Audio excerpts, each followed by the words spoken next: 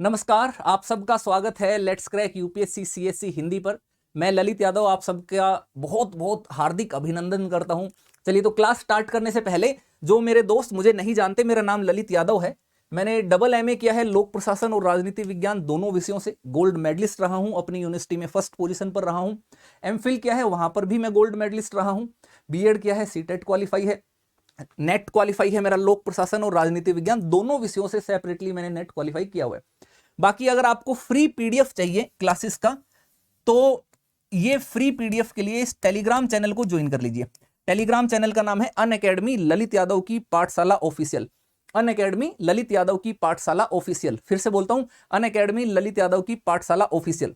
यहां पर आपको सारे पीडीएफ भी मिल जाएंगे। आप डायरेक्टली मेरे से कांटेक्ट करना चाहते हैं, मेरे से गाइडेंस लेना चाहते हैं, बात करना चाहते हैं, टेलीग्राम चैनल ज्वाइन कर लीजिए। वहां पर सब चीजें मौजूद हैं, डायरेक्टली मेरे से कांटेक्ट कर पाएंगे। बाकी अगर आपको कंप्लीट कोर्स करना है, बहुत डिटेल से स्टडी करना है प्रॉपर मेंटरशिप के साथ, तो आप अनअकैडमी का कोर्स ले सकते हैं, क्योंकि अनअकैडमी के कोर्स के बहुत सारे बेनिफिट्स हैं जो आपको कहीं नहीं मिलेंगे। फॉर एग्जांपल, सबसे पहला बेनिफिट, एक सब्सक्रिप्शन लेने से, एक सिंगल सब्सक्रिप्शन लेने से आपको इंडिया के सारे टॉप टीचर्स की क्लासेस मिल जाएंगी। लगभग 150 प्लस एजुकेटर्स हैं अनअकैडमी पर, आपको सभी टीचर्स की क्लासेस का एक्सेस मिलेगा। आप उनकी कोई भी क्लास किसी भी टाइम देख सकते हैं।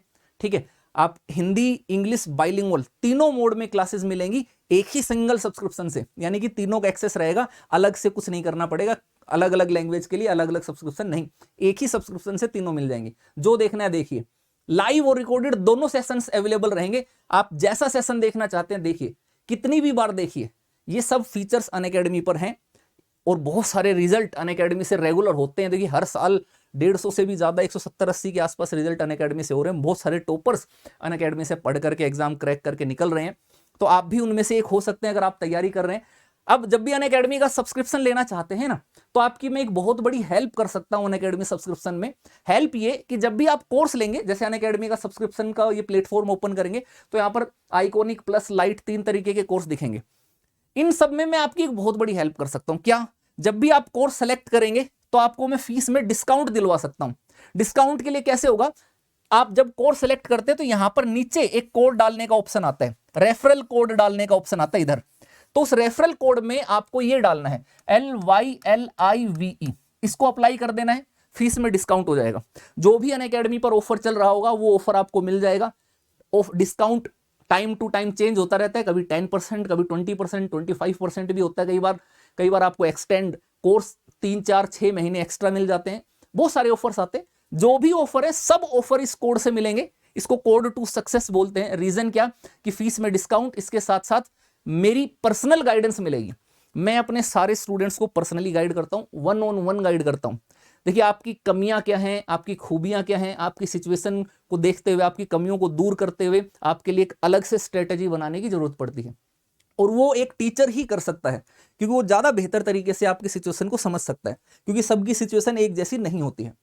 तो इसलिए आपकी इस एग्जाम की तैयारी में एक टीचर का, एक मेंटर का होना बहुत जरूरी है। गाइडेंस मैं खुद देता हूं, बिना मैनेजर असिस्टेंट के देता हूं। और मेरा यही मानना है कि मैनेजर असिस्टेंट के माध्यम से गाइडेंस नहीं होती है। उनके माध्यम से गाइडेंस होती है तो फिर सब लोग आईएएस बन जाते हैं। आईएएस यूपीएससी का एग्जाम क्रैक करने के लिए टीचर की गाइडेंस चाहिए। तो मैं खुद ही गाइड करता हूं। आप जब भी मेरे से कॉल करेंगे, कॉन्टेक्ट करेंगे, आपकी डायरेक्ट बात, सीधी बात मेरे से होगी। मेरी टीम सोशल मीडिया पर, बाकी जगह पर रिप्लाई करती है, लेकिन कॉल करते हैं तो मैं ही रिसीव करता हूं, और कॉल बैक भी मैं करता हूं। हाँ, कई बार लेट जरूर हो जाता है, क्योंकि इतने सारे बच्चों के साथ मैं बात कर रहा हूं, क्लासेस भी ले रहा हूं। तो आपको चिंता नहीं करना। आप जब भी कॉन्टेक्ट करेंगे विद इन 24 to 36 आवर्स, 36 घंटे के अंदर अंदर मैं आपको वापस करूंगा कॉन्टैक्ट, और आपकी डायरेक्ट बात मेरे से हो जाएगी। आपको मेरे से गाइडेंस लेनी है, अनअकैडमी का सब्सक्रिप्शन लेना है, जो भी चीज जानने आप बिंदास मेरे से बात कर सकते हैं। सब्सक्रिप्शन लेना है तो कॉल जरूर कर लेना। सब्सक्रिप्शन लेने से पहले मेरे से एक बार कॉन्टैक्ट जरूर कर लेना, क्योंकि बिना रेफरल कोड के कोई फिर बाद में आपको जब गाइडेंस नहीं मिलती तो फिर परेशान हो जाते हैं बहुत सारे की बच्चे की, सर हमने तो ऐसे ऐसे ले लिया लेकिन अब क्या करें। तो फिर उसके बाद हम भी कोई सपोर्ट नहीं कर पाएंगे। इसलिए पहले ही समझदारी से आना है, LY लाइव कोड लगा करके सब्सक्रिप्शन लेना है। हर हफ्ते एक नया बैच शुरू होता है। फाउंडेशन बैच अनअकैडमी पर शुरू हो चुका है, बिल्कुल बेसिक से एकदम जीरो से। आप ईएमआई पर भी सब्सक्रिप्शन ले सकते हैं, मंथली बेसिस पर भी सब्सक्रिप्शन ले सकते हैं, यानी कि आपको एक साथ पूरा पैसा देने की भी जरूरत नहीं है। और आपके पास अगर पैसा नहीं भी है तो भी मैं आपको एजुकेशन लोन से सब्सक्रिप्शन दिला सकता हूं। सबसे इंपॉर्टेंट चीज, अपनी गारंटी पर आपको मैं एजुकेशन लोन दिला दूंगा, चाहे आपके अकाउंट में एक भी रुपया ना हो। ठीक है, फ्री तो नहीं करा सकते हैं क्योंकि हमारा नहीं है, हम भी एज ए टीचर पढ़ाते हैं, लेकिन मेरी तरफ से जो हेल्प हो सकती है मैं आपकी हेल्प करा दूंगा। ठीक है, आप मेरे से कांटेक्ट कर लेना, जितनी हेल्प बन पाएगी पूरी हेल्प करेंगे, ये मेरा आपसे वादा है। कांटेक्ट करने के लिए मैंने आपको बता दिया, Telegram channel Unacademy Lalit Yadav की पाठशाला ऑफिशियल, अनअकैडमी ललित यादव की पाठशाला ऑफिशियल ज्वाइन कर लीजिए। वहां पर सब चीजें, सारी डिटेल्स मिल जाएंगी, डायरेक्ट मेरे से कांटेक्ट कर पाएंगे। ये कुछ मेरे एरियाज हैं जो मैं पढ़ाता हूं, तो इनकी क्लासेस भी आपको मिल जाएंगी। यूट्यूब पर आप मेरे नाम से सर्च करेंगे तो बहुत सारी क्लासेस आपको मिल जाएंगी। ये टेलीग्राम चैनल है, ये कोड है, इस कोड को याद रखिएगा, LYLIVE, और क्लास को लाइक शेयर करते जाना है, एकदम बिल्कुल हाई जोश के साथ क्लास में एंट्री करनी है। अब क्लास लंबी चलेगी, ये एक बेसिक इंफॉर्मेशन थी जो मैंने आपको बता दी, एक हाई जोश के साथ रहना है।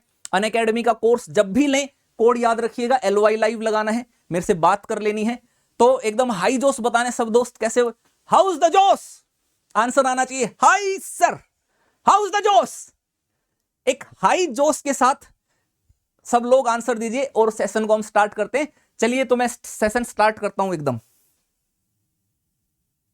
मैप जब भी देखेंगे तो मैप में आपको दिखेगा लगभग भारत का जो बड़ा मैप हो ना, भारत से ही मिलता जुलता छोटा सा सिमिलर सा आपको एक क्षेत्र इधर इस क्षेत्र में दिखेगा, भारत के उत्तर पूर्वी क्षेत्रों में। ये बांग्लादेश एक ऐसा क्षेत्र है जो लगभग हर तरफ से, तीन तरफ से सीमावर्ती क्षेत्र से और नीचे समुद्री क्षेत्र से भारत से ही घिरा हुआ है। भारत की जो पूर्वी सीमा है वहां पर है, लगभग 16.5-17 करोड़ के करीब इसकी आबादी जो है वो है। छोटा सा है, ज्यादा बड़ा नहीं है। आपको लगेगा कि उत्तर प्रदेश में इससे ज्यादा जनसंख्या है ना, लेकिन ये भारत की सुरक्षा की दृष्टि से बहुत महत्वपूर्ण है और अंतरराष्ट्रीय स्तर पर भारत के बढ़ते प्रभाव के लिए ये जरूरी है कि भारत के पड़ोस में जो उसके देश हैं वो देश उसके साथ मित्रतापूर्ण संबंध बनाए रखें। लेकिन आपको जानकर के आश्चर्य होगा कि ये बांग्लादेश जो आज के समय में आप देखते हैं, एक समय ये पाकिस्तान कहलाता था। जी हां, ये पूर्वी पाकिस्तान कहलाता था। अब आप कहोगे सर ये पूर्वी पाकिस्तान कैसे, हम तो बांग्लादेश समझ रहे हैं। तो चलिए थोड़ा सा बैकग्राउंड में लेकर के चलते हैं, आपको पार्टीशन के ऊपर लेकर के चलते हैं। देखिए, जब हमारा विभाजन होता है ना, भारत पाकिस्तान की क्लास में मैंने भारत के विभाजन की स्टोरी आपको सुनाई थी, उसमें भी आगे की क्लासेस जो है कंटिन्यू हो जाएंगी। यहां पर उन चीजों पर चर्चा नहीं करूंगा, यहां पर मैं डायरेक्ट कॉन्सेप्ट पर आऊंगा। भारत पाकिस्तान का जब विभाजन होता है तो उस समय विभाजन के दौरान आप सबको यह पता है कि भारत और पाकिस्तान नाम के दो देश बनते हैं। लेकिन आपको जानकर के आश्चर्य होगा कि 1947 में जब भारत का विभाजन हुआ था तो पाकिस्तान जो देश बना वो कोई एक क्षेत्र में नहीं था, वो दो हिस्सों में बटा हुआ था। ये मैप देखिए, तो इस मैप में आप यहां से अगर आप देखेंगे ना, ये वाला जो क्षेत्र था, एक तो ये पाकिस्तान आज के समय में आप जानते हैं, इसको आप आज के समय में बोलते हैं हाँ भैया ये वाला क्षेत्र जो है पाकिस्तान है। उस समय ये पश्चिमी पाकिस्तान कहलाता था, पश्चिमी पाकिस्तान कहलाता था। और इसका एक और हिस्सा था जिसको बोला जाता था पूर्वी पाकिस्तान। ये वाला हिस्सा, ये देखिए, ये वाला हिस्सा जिसको आज आप बांग्लादेश के नाम से जानते हैं, ये पूर्वी पाकिस्तान कहलाता था। अब ऐसा क्यों हुआ कि दो हिस्सों में पाकिस्तान बना? उसका कारण मुस्लिम लीग का दो राष्ट्र का सिद्धांत था, टू नेशन थ्योरी थी। विभाजन के समय ये मुस्लिम लीग स्वीकार करती थी कि हिंदू मुस्लिम दो अलग अलग समुदाय हैं, तो उन दोनों को अलग अलग रहना चाहिए। इसलिए उन्होंने डिमांड की कि जो मुस्लिम बहुल इलाके हैं वो पाकिस्तान में आ जाए और जो हिंदू बहुल इलाके वो हिंदुस्तान में रह जाए। तो जो दो सबसे बड़े मुस्लिम बहुल क्षेत्र थे वो ये वाला क्षेत्र था, वो पश्चिमी पाकिस्तान बन गया, और एक बंगाल का क्षेत्र था वो पूर्वी पाकिस्तान बन गया। यहां से कहानी शुरू होती है बांग्लादेश के जन्म की। अभी बांग्लादेश का उदय हुआ नहीं, अभी ये पूर्वी पाकिस्तान ही है, लेकिन बांग्लादेश के बनने की कहानी यहीं से ही शुरू हो गई थी। इसी विभाजन के साथ ही ये निर्धारित हो गया था, ये स्पष्ट हो गया था कि भविष्य में पाकिस्तान एकीकृत तो रह नहीं सकेगा, इन दोनों क्षेत्रों के बीच में अलगाव जो है वो होगा। बांग्लादेश का जन्म उसके भारत पाकिस्तान के विभाजन के मूल में ही छिपा हुआ था। मुख्य परीक्षा में कई बार यहां से क्वेश्चन आ जाएगा, सवाल पूछ लिया जाएगा, दो तरीके के सवाल पूछे जा सकते हैं और उन दोनों का जवाब आप ये क्लास देखोगे तो मिल जाएगा। एक सवाल ये पूछा जा सकता है हालांकि बांग्लादेश का उदय 1971 में हुआ, लेकिन उसकी उत्पत्ति के मूल जो हैं वो भारत की विभाजन में ही स्थापित थे। आलोचनात्मक विवरण प्रस्तुत करें। एक तो पहला कथन यह दिया जा सकता है। दूसरा यह दिया जा सकता है कि जहां भारत का विभाजन द्विराष्ट्र के सिद्धांत पर हुआ, ऐसे में बांग्लादेश के उदय ने किस प्रकार दो राष्ट्र के सिद्धांत को खारिज किया। तर्क वितर्क करें या आलोचनात्मक लेख लिखें, इस तरीके से सवाल बनेंगे। अब इसको हम समझते हुए चलते हैं बड़े ही ध्यान से कि कैसे बांग्लादेश का जो है निर्माण यहां पर होता है।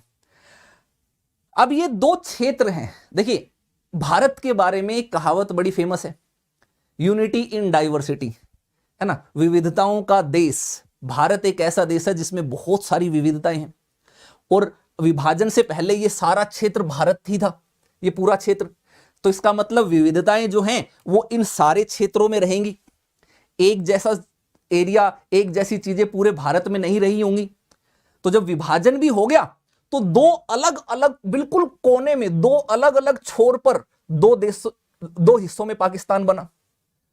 तो ये स्पष्ट था कि इन दोनों के बीच में बहुत सारी विभिन्नताएं होंगी, और वो विभिन्नताएं भौगोलिक रूप से भी होंगी, सांस्कृतिक रूप से भी होंगी, आर्थिक रूप से भी होगी। भारत में ही देख लीजिए ना, आप भारत में मान लेते हैं, उत्तर प्रदेश ले लेते हैं। आप उत्तर प्रदेश में या किसी भी राज्य में, आप जिस भी राज्य में रहते हैं, आप वहां से 15-20 किलोमीटर आगे तक जाना, ठीक है। जैसे ही 15-20 किलोमीटर आगे जाओगे, आपको लैंग्वेज में थोड़ा सा चेंज आना देखना शुरू हो जाएगा। आप 50-60 किलोमीटर जाओगे, थोड़ा और चेंज मिलेगा। 100-200 किलोमीटर जाने पर आपको लैंग्वेज के साथ साथ खाने पीने, पहनावे में भी चेंज देखने को मिल जाएगा। तो बेसिकली इस तरीके का चेंज सोचिए 100-150-200 किलोमीटर पर देखने को मिल जाता है। ये दोनों तो पाकिस्तान के हिस्से तो इतनी दूर पे थे, बहुत बड़ी दूरी पर थे, जिससे ये स्पष्ट अंदाजा हो जा सकता था कि इन दोनों की संस्कृति एक जैसी नहीं रही होगी। और ऐसा हुआ भी। आजादी के समय ये वाले क्षेत्र और इस वाले क्षेत्र की सांस्कृतिक विभिन्नताएं बहुत ज्यादा थी। हां, इन दोनों में एक ही समानता थी कि ये दोनों क्षेत्र मुस्लिम बहुल वाले इलाके थे, लेकिन मुस्लिम बहुल इलाके होने के बावजूद सांस्कृतिक रूप से ये दोनों क्षेत्र बड़े ही अलग अलग थे, बहुत भिन्न थे। क्या क्या थी, इन चीजों को हम समझ लेते हैं। सबसे पहले हम भौगोलिक भिन्नता के ऊपर चलते हैं। सबसे पहली चीज तो यहां पाकिस्तान पश्चिमी, यहां पूर्वी पाकिस्तान, और इस दोनों के बीच में इतना बड़ा भारत। अब बताओ, पश्चिमी पाकिस्तान को पूर्वी पाकिस्तान में जाना हुआ या पूर्वी पाकिस्तान को पश्चिमी पाकिस्तान में जाना हुआ, तो ये कैसे जाएंगे? ऐसा ही कैसे है, ऐसन कैसन, है ना, कैसन बा कैसे? या तो इनका एक रास्ता हो सकता है कि भारत से होकर के जाएं, इधर से जाएं।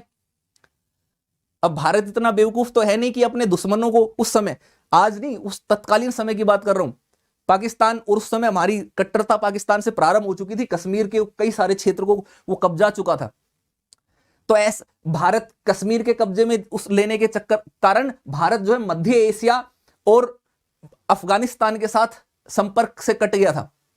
तो ऐसे में भारत इतना बेवकूफ तो होगा नहीं कि पाकिस्तान और बांग्लादेश को कहोगे कि आओ बेटा, अच्छा कोई बात नहीं, हमसे ही अलग हुए हो, है ना, पाकिस्तान हमारे बेटे हो, पोते हो, चलो हम तुम्हें रास्ता देते थे, जाओ हमारे बीचों बीच से। ऐसा तो करेंगे नहीं, हमारे राष्ट्रीय हितों के खिलाफ था। तो शुरुआत के कुछ टाइम तक तो इन दोनों का संपर्क यहां से हो सकता था, हुआ भी, लेकिन जब भारत और पाकिस्तान के संबंध बिगड़े तब इन दोनों का जुड़ाव कहां से होगा? ये ऊपर से चढ़ करके तो आ नहीं सकेगा। हिमालय पर्वत यहां पर, है ना, भारी भरकम एकदम विशालकाय पर्वत श्रेणियां, निकल करके आने में ही कई सदियां लग जाएंगी उनको इधर तक, अगर वो पहुंचेंगे तो। दूसरा रास्ता इनका यह हो सकता था कि समुद्र के रास्ते से आए, यहां पर पाल्क स्ट्रीट है उसके रास्ते, या श्रीलंका के नीचे से घूम करके फिर बांग्लादेश में आए। इतनी दूरी से निकल करके आए तो सोचिए व्यापार कैसे करेंगे, कोई समस्या आई, उस समस्या का समाधान कैसे करेंगे? तो ये भौगोलिक जो है, ये विषमता थी, ये भौगोलिक विषमता ने ये तय कर दिया था कि आज नहीं तो कल ये दोनों पाकिस्तान जो हैं वो एक नहीं रह सकेंगे, अलग होंगे। ठीक है, होने की संभावना यहां से बन गई। तो एक तो भौगोलिक विषमता आपने देखी, दूसरा थी सांस्कृतिक विषमता। सांस्कृतिक विषमता को बड़े ध्यान से समझिए। देखिए, धार्मिक आधार पर निर्माण जरूर हुआ पाकिस्तान का, लेकिन सांस्कृतिक आधार पर पूर्वी और पश्चिमी पाकिस्तान में बहुत अंतर था। जो पूर्वी पाकिस्तान था, उस पूर्वी पाकिस्तान में बांग्ला भाषी लोगों का निवास था और पश्चिमी पाकिस्तान में उर्दू भाषी। ठीक है, यहां पर देखिए मैप, ये बंगाल का हिस्सा था, तो बांग्लादेश जो पूर्वी पाकिस्तान जो बना, यहां पर अधिसंख्यक जनसंख्या बांग्ला बोलती थी। और ये वाला क्षेत्र था, इस वाले क्षेत्र में उर्दू और उर्दू के साथ अन्य कुछ भाषा भी बोली जाती थी, लेकिन उर्दू को आधिकारिक भाषा का दर्जा दिया हुआ था।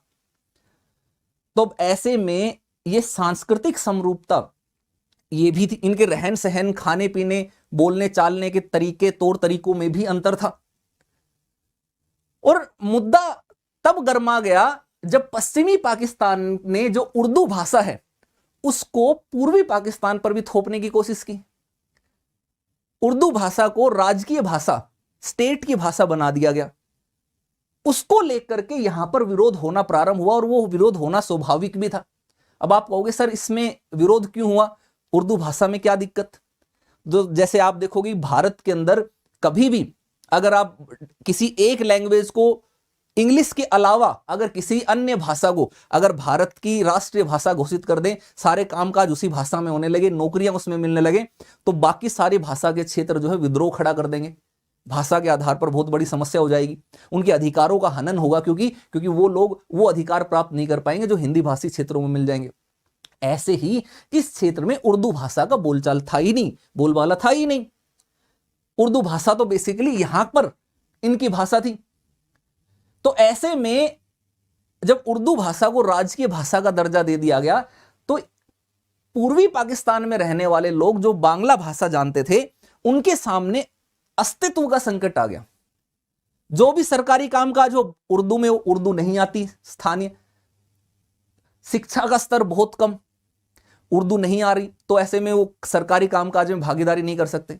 सरकारी नौकरियां हासिल करनी हो, पढ़ाई करनी हो, स्टडी करनी हो, तो उसमें उर्दू चलेगी, उर्दू नहीं आती, स्टडी में पीछे रह जाएंगे, नौकरियों में पीछे रह जाएंगे। तो बेसिकली कहने का मतलब पूर्ण रूप से ये क्षेत्र दब जाएगा। तो ये होने के बाद इस विषमता ने भी ये तय किया कि बांग्लादेश जो का उदय होना निश्चित है, आज नहीं तो कल होगा, कभी ना कभी तो होगा। ये विवाद, ये समस्याएं ज्यादा दिनों तक नहीं टिकी रहेंगी, कभी ना कभी ये समस्याएं होंगी, पैदा होंगी। इसीलिए बांग्ला भाषियों में जो है वो अलगाव की भावना जो है वो हुई। अब यही नहीं, यहीं तक की बात नहीं है, केवल सांस्कृतिक और भौगोलिक विषमता ही नहीं, एक और बहुत बड़ी समस्या थी, जो भेदभाव था, जो जानबूझ करके किया गया भेदभाव था, वो क्या था? आर्थिक विषमता।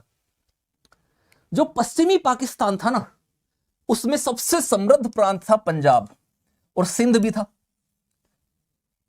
जब विभाजन हुआ तो पंजाब और सिंध बहुत बेहतरीन, बहुत ही उन्नत किस्म के, सबसे ज्यादा समृद्ध किस्म के जो है वो क्षेत्र थे, और वो कहां चले गए? वो पश्चिमी पाकिस्तान में चले गए, और यही व्यापार केंद्र थे। और उस समय जो बहुत ज्यादा गरीबी वाला क्षेत्र था, जहां पर शिक्षा का स्तर भी बहुत कम था, वो वाला क्षेत्र बन गया पूर्वी पाकिस्तान, जो बंगाल से अलग होकर के बना। आर्थिक रूप से जो पूर्वी पाकिस्तान जो था वो अत्यधिक गरीब था, जो मूलतः आजीविका के लिए कृषि पर निर्भर था। ये मैप देख लीजिए अब आप दोनों, बांग्लादेश बनने के बाद का और पाकिस्तान का मैप है इनका। तो ये जो उस समय जो पूर्वी पाकिस्तान था, ये गरीब था, कमजोर था, आर्थिक रूप से उन्नति नहीं की थी, कृषि पर निर्भर था। ये समृद्ध प्रांत था अगर इधर बात करें पाकिस्तान का। और यही नहीं, ये एक डाटा मैं आपके लिए लेकर के आया हूं, इस डाटा को आप देखिएगा। ये कुछ प्लान है पाकिस्तान के द्वारा चलाए गए आर्थिक विकास के प्लान। जैसे भारत जब आजाद हुआ तो हमने पंचवर्षीय योजनाएं चलाई थी, इसी तरीके से पाकिस्तान ने भी अपने विकास के लिए कुछ प्लान चलाए थे। अब बड़े ध्यान से समझना, देखिए वेस्ट पाकिस्तान है, ईस्ट पाकिस्तान है, मैं आपको हिंदी में कर देता हूं। ये पश्चिमी पाकिस्तान है, ठीक है, ये पश्चिमी पाकिस्तान है, और ये पूर्वी पाकिस्तान है, ठीक है जी। अब कितना पैसा किस किस क्षेत्र में किया गया? 1950 से लेकर के 1955 तक पश्चिमी पाकिस्तान में 1129 करोड़ रुपए, पूर्वी पाकिस्तान में 524 करोड़ रुपए। 1960 तक 1655, 524, इधर उतना ही, इधर कोई बढ़ोतरी नहीं हुई। 65 तक 3355 करोड़ पश्चिमी पाकिस्तान में, पूर्वी पाकिस्तान में देखो 1400। अंतिम समय में अगर टोटल देख लोगे 1970 के दशक तक तो 12,834 करोड़ रुपए जो हैं वो पश्चिमी पाकिस्तान के लिए दिए गए, और सिर्फ 4300 करोड़ यानी कि 3 गुना कम पैसे पूर्वी पाकिस्तान के लिए स्वीकृत किए गए। और ये खर्च नहीं है, ये खर्च किए जाने वाले पैसे नहीं है, खर्च और भी कम किया गया, और जो पैसा खर्च किया गया उसमें भी बड़ी मात्रा में धांधलेबाजी हुई। इससे क्या हुआ, इससे ये जो क्षेत्र था पूर्वी पाकिस्तान का, इधर मैं आपको मैप में दिखाता हूं, पूर्वी पाकिस्तान का जो क्षेत्र था ये और ज्यादा गरीब होता चला गया। पूर्वी पाकिस्तान के मुकाबले पश्चिमी पाकिस्तान थोड़ा ज्यादा ग्रोथ करने लगा। इन दोनों के बीच में अमीरी और गरीबी स्पष्ट तौर पर दिखने लगी। सत्ता का डिसीजन, निर्णय वो पश्चिमी पाकिस्तान के माध्यम से किया जाने लगा, जबकि जनसंख्या यहां पर भी कम नहीं थी, जनसंख्या यहां पर भी बहुत ज्यादा थी, लेकिन सत्ता का डिसीजन की कौन पावर में रहेगा कौन नहीं रहेगा, वो सारा का सारा डिसीजन पश्चिमी पाकिस्तान के आधार पर होने लगा। इवन जब तख्ता पलट भी होता था तो तख्ता पलट के टाइम भी जो सैन्य शासक बनते थे वो भी वही होते थे जिनका प्रभाव पश्चिमी पाकिस्तान में अधिक था। यानी कि पूर्वी पाकिस्तान को पूर्ण तरीके से उन्होंने नेग्लेक्ट सा कर दिया था, एक तरीके से त्याग सा कर दिया था। पूर्वी पश्चिमी पाकिस्तान को लगता था कि भैया असली पाकिस्तान हम ही है, ये वाला जो क्षेत्र है ये क्षेत्र हमें एक तरीके से मुफ्त में मिल गया है ताकि हम इसको शोषण कर सके, लूट सके, इसके ऊपर जोर जबरदस्ती कर सके और इसके माध्यम से कुछ भारत की सीमावर्ती क्षेत्रों में छुटपुट घटनाएं कर सके। इस तरीके की प्रवृत्ति उनमें देखने को मिलती थी। अब ऐसी प्रवृत्ति रखोगे तो पूर्वी पाकिस्तान के लोग सहेंगे थोड़ी, इतनी बंदिशों में इतनी समस्याओं में तो रहेंगे नहीं। तो स्वाभाविक सी बात थी कि इनमें विद्रोह होना वो था, विद्रोह हुआ। अब आगे आकर के आपको लेकर के चलते हैं। ये एक बैकग्राउंड था जो आपके उन सवालों का जवाब देता है जो सवाल मैंने आपसे पूछे थे कि ऐसा क्या कारण रहे कि पाकिस्तान और बांग्लादेश दोनों अलग अलग हुए, है ना, क्यों भारत के विभाजन में ही बांग्लादेश का अस्तित्व उसके मूल में ही शामिल था। उसके ये 3-4 कारण थे जिसको देखना है। अब आ जाते हैं बात पर बांग्लादेश के उदय को लेकर के। क्या होता है, 1960 के दशक के अंदर पाकिस्तान 1965 का युद्ध हार जाता है भारत से। 1969 में 1969 में वहां पर जो अयूब खान था, जो वहां का सैन्य शासक था, उसका तख्ता पलट करके जनरल याहिया खान जो है वो वहां का शासक बन जाता है। पाकिस्तान के अंदर बड़ी ही भारी संख्या में लोकतंत्र की बहाली की मांग की जाने लगती है। दो प्रमुख व्यक्ति जिन्होंने इस आंदोलन को बढ़ाया लोकतंत्र की बहाली के लिए, ये जुल्फिकार अली भुट्टो, इन्होंने पश्चिमी पाकिस्तान के में लोकतंत्र का झंडा बुलंद किया, और शेख मुजीबुर रहमान, इन्होंने पूर्वी पाकिस्तान में लोकतंत्र का झंडा जो है वो बुलंद किया। और लोकतंत्र का आंदोलन इतना ज्यादा फेमस होने लगा, इतनी ज्यादा डिमांड होने लगी पाकिस्तान के अंदर दोनों क्षेत्रों में कि परिणाम स्वरूप थक हार करके याहिया खान को 1970 में इलेक्शन कराने पड़े। 1970 में उन्होंने इलेक्शन कराए, चुनाव की घोषणा हुई, और चुनाव की घोषणा होने के बाद चुनाव हुए, और चुनाव होने के बाद एक बड़ी ही एक अजीब तरीके की सिचुएशन जो है वो पैदा हो गई। सिचुएशन क्या पैदा हुई उसको समझिए। ये जो व्यक्ति है शेख मुजीबुर रहमान, ये क्योंकि पूर्वी पाकिस्तान के थे, जनसंख्या कम थी, आर्थिक मामलों में भी देखोगे तो उनकी चीजें उस पूर्वी पाकिस्तान की कम ही थी, इतना विकसित भी नहीं था। ये पश्चिमी पाकिस्तान का लीडर था जुल्फिकार अली भुट्टो, पश्चिमी पाकिस्तान अधिक समृद्ध था। इलेक्शन का जब रिजल्ट आया तो यह हुआ कि पूर्वी पाकिस्तान में शेख मुजीबुर रहमान को एक तरफा बहुमत, एक तरफा सीटें, इनकी जो पार्टी थी स्पष्ट तौर पर सारी की सारी सीटें पूर्वी पाकिस्तान की इनको मिल गई। इनका सुपड़ा साफ हो गया पूर्वी पाकिस्तान में। जुल्फिकार अली भुट्टो को गिने चुने वोट मिले, उसकी पार्टी को वहां पर पूर्वी पाकिस्तान में। यह एक बड़ा आघात था पश्चिमी पाकिस्तान के लिए। और यही नहीं, रुको जरा सब्र करो, वो डायलॉग है ना, रुको जरा सब्र करो। तो इनको जो मुजीबुर रहमान है जो पश्चिमी पाकिस्तान वाला क्षेत्र था, उर्दू भाषी क्षेत्र, उस क्षेत्र में भी इनको कुछ सीटें मिल गई। मतलब पश्चिमी पाकिस्तान में भी ठीक ठाक सीटें मिल गई, जिसके कारण पाकिस्तान की जब संसद बैठी, पाकिस्तान की संसद में पूर्ण बहुमत मिला। पूर्ण बहुमत किसको मिल गया? शेख मुजीबुर रहमान को मिल गया। अब वैसे देखा जाए तो यह पाकिस्तान के लिए अच्छी चीज थी, लोकतांत्रिक रास्ते पर चलना था, बेहतर होना था। लेकिन यहां पर आ जाता है राजनीतिक षड्यंत्र, और बहुत भयंकर किस्म का राजनीतिक षड्यंत्र। सत्ता की चाह, सत्ता की लालसा इंसान से क्या क्या नहीं करवा देती। और उसी सत्ता की चाह और उसी सत्ता की लालसा ने जुल्फिकार अली भुट्टो को अंधा कर दिया था। ये स्वीकार करने में के लिए तैयार नहीं थे कि पश्चिमी पाकिस्तान के इतने बड़े नेता होने के बावजूद चुनावों में शेख मुजीबुर रहमान इनसे ज्यादा लोकप्रिय होकर के निकले। एक तो ये इनको स्वीकार नहीं था, दूसरा इनको और याहिया खान, उस दोनों को ही अब ये डर सताने लगा कि अगर शेख मुजीबुर रहमान पाकिस्तान के प्रधानमंत्री बन गए, पाकिस्तान के प्रमुख हो गया, तो ये पूर्वी पाकिस्तान को ज्यादा वरीयता देंगे, पूर्वी पाकिस्तान के विकास के लिए कार्य करेंगे, सेना का बोलबाला कम हो जाएगा, पश्चिमी पाकिस्तान का रोल कम हो जाएगा।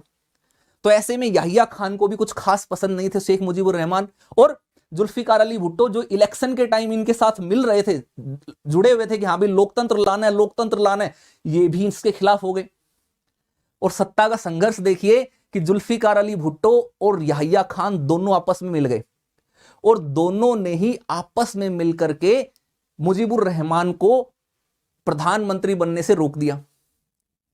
इनको गिरफ्तार भी कर लिया गया, जेल में भी बंद करवा दिया गया।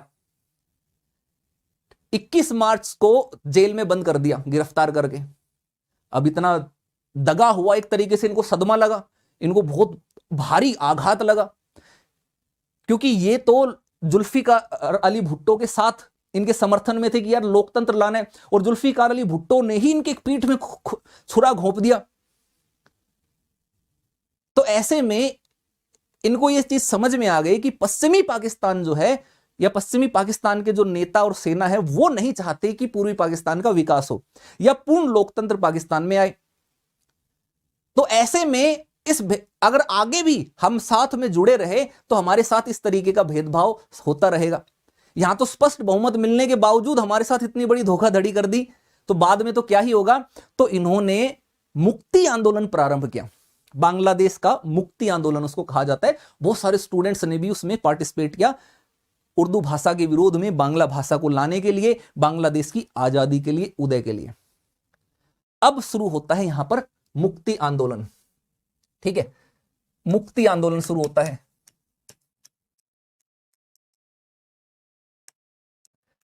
और देखिए विडंबना, देखिए आपको एक मजेदार सी चीज बताता हूं। जिस सत्ता के लिए इस व्यक्ति ने, एक लोकतांत्रिक नेता जुल्फिकार अली भुट्टो ने, एक लोकतांत्रिक नेता शेख मुजीबुर रहमान, उसको धोखा दिया, उसकी पीठ में खंजर घोंपा, अल्टीमेटली बाद में इस व्यक्ति को भी वहां के सैन्य शासन ने फांसी की सजा दे दी, फांसी पर चढ़ा दिया। सोचिए। और ये कहा जाता है कि ये 1970 का जो चुनाव हुआ था पाकिस्तान के अंदर, अगर उस समय जुल्फिकार अली भुट्टो धोखाधड़ी नहीं करते, साजिश नहीं रचते, शेख मुजीबुर रहमान पीएम बन जाते, तो पाकिस्तान में आज जो सेना का दबदबा उसके बाद हमेशा से चलता रहा है, वो सेना का दबदबा उतना नहीं रहता।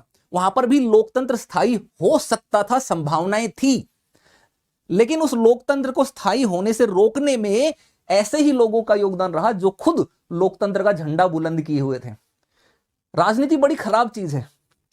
मैं उम्मीद कर रहा हूं मेरे दोस्तों को समझ में आ रहा होगा, आप लोग जीवित होंगे, क्लास में मेरे साथ जुड़े होंगे। बहुत सारी इंटरेस्टिंग सी चीजें थी, इसलिए मैं आपको बताता चल रहा हूं ताकि आपकी समझ जो है उस हिसाब से विकसित होती हुई चले। जोश में है कि नहीं? हाउस द जोश, हाउस द जोश। बहुत बढ़िया, हाई सर का आंसर होना चाहिए। अब आते हैं मुक्ति आंदोलन पर। मुक्ति आंदोलन प्रारंभ होता है, इनको गिरफ्तार कर लिया जाता है। याहिया खान उस समय अपनी बर्बरता की चरम सीमा पर आ जाता है।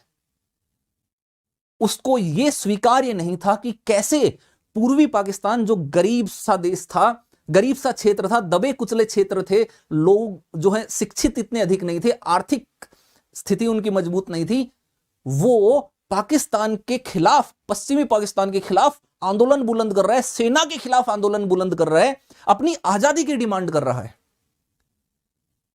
यह चीज याहिया खान को स्वीकार्य नहीं थी। और सैन्य शासक था, तो सैन्य जो सेना का अध्यक्ष था, पाकिस्तान की सेना का शासक था, तो स्वाभाविक सी बात थी वो शांतिपूर्ण तरीके से तो मामला सुलझाने में यकीन रखेगा नहीं। उसके पास तो अपनी सेना थी, तो उसको घमंड था कि मेरे पास सेना है, आंदोलन को दबा दिया जाएगा। इतिहास में बहुत कम ऐसे अवसर आए हैं जब किसी सेना ने अपने ही देश के नागरिकों का इतना बर्बर तरीके से दमन किया। उन इक्का दुक्के उदाहरणों में से एक सबसे बड़ा उदाहरण यह था।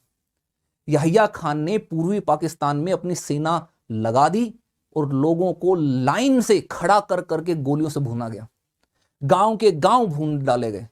इतनी भयंकर मारकाट, भयंकर हत्याएं जो है वहां पर की गई कि लोग त्राही त्राही करने लगे।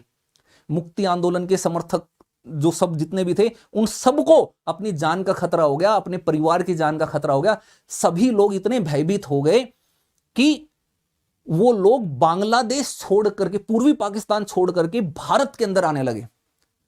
उनके सामने दो ही विकल्प थे कि अगर पूर्वी पाकिस्तान में रहोगे तो पाकिस्तान की सेना के हाथों मारे जाओगे, आजादी तो दूर की बात, और दूसरा विकल्प है कि जिंदा रह लो, कम से कम आजादी बाद में ले लेना।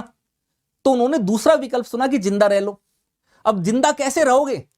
पूर्वी पाकिस्तान में रहकर तो जिंदा रह नहीं सकते थे।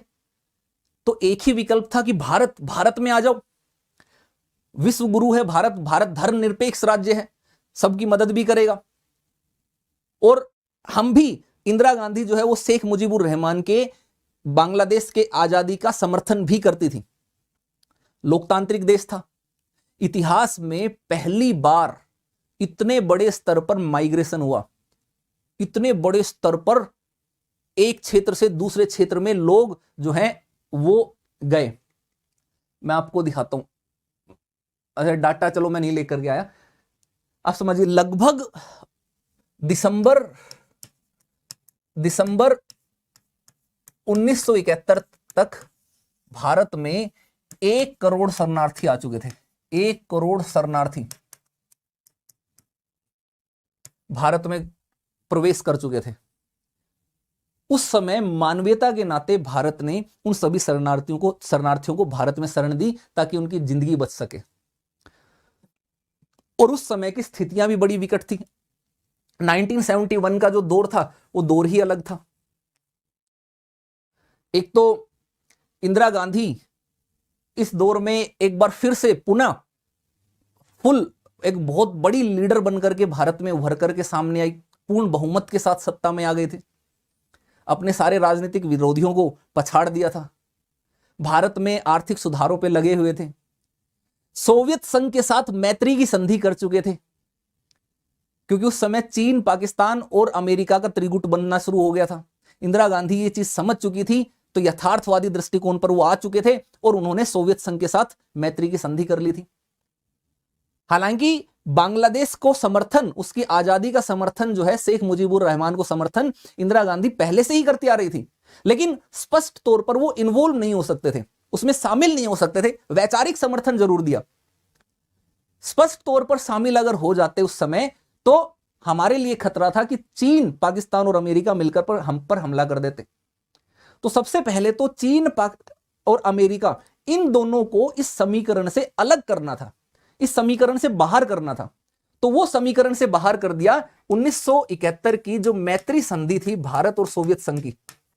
इस संधि के माध्यम से, ये मैत्री संधि भी, इसमें भारत और सोवियत संघ, यूएसएसआर, इस संधि के बाद यह स्पष्ट हो गया कि जरूरत पड़ने पर सोवियत संघ भारत की मदद करेगा। अमेरिका और चाइना अगर भारत पर कुछ करेंगे तो भारत के पास मदद के लिए एक बहुत शक्तिशाली राष्ट्र हो गया। तो इंदिरा गांधी ने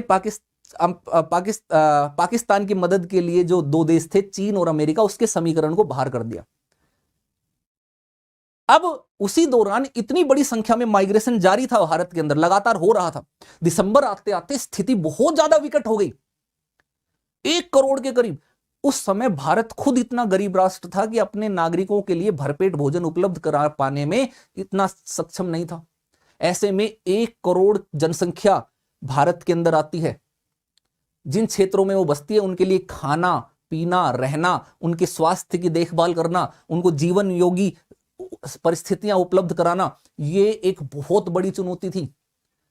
जहां भारत में करोड़ों लोग भूखे मर रहे थे, उसी क्षेत्र में, उस देश में 1 करोड़ की जनसंख्या दूसरे देश से और आ गई। और ना केवल शरणार्थी, उन शरणार्थियों के भेष में पाकिस्तान की ISI के भी बहुत सारे एजेंट घुस गए, पाकिस्तान के बहुत सारे सेना के लोग भी इसमें घुस गए, बहुत सारे आतंकवादी किस्म के लोग भी घुस गए। तो भारत की सुरक्षा को बहुत बड़ा खतरा हो गया। उत्तर पूर्व के क्षेत्र में भारत में जननांगीय संकट उत्पन्न हो गया। वहां पर एक झटके में जो वहां के स्थानीय निवासी थे, उन निवासियों और शरणार्थियों, इन दोनों की तुलना करें तो स्थानीय निवासी अल्पसंख्यक हो गए, उनके अधिकार छीने जाने का खतरा हो गया। तो ये बहुत सारी समस्याएं थी जिसको भारत बहुत दिनों तक अनदेखा नहीं कर सकता था।